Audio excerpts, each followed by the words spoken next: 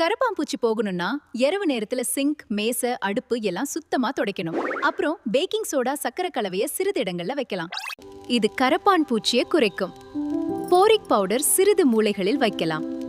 குப்பை தொட்டியை தினமும் காலி செய்யவும். குப்பையை தினமும் வெளியே போடுங்கள். மூடி இல்லாத குப்பை தொட்டி இருந்தால் கரப்பான் பூச்சி அதிகமாக வரும். தண்ணி தேங்க விடாதீங்கள். சிங்க் அருகில் அல்லது குழாயில் லீக் இருந்தால் சரி செய்யவும். கரப்பான் பூச்சிக்கு தண்ணி கிடைத்தால் அது வாழும்.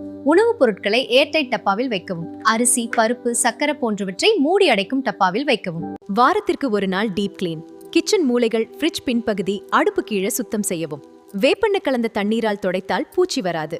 1 ஸ்பூன் பேக்கிங் சோடா, 1 ஸ்பூன் சர்க்கரை எடுத்துக்கொள்ளுங்கள்.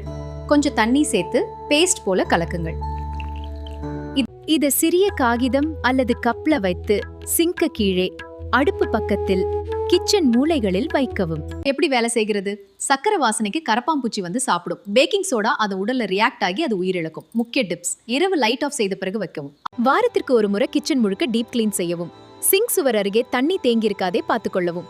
இதை தொடர்ந்து செய்தால் கிச்சன்ல பூச்சி பிரச்சனை குறையும்.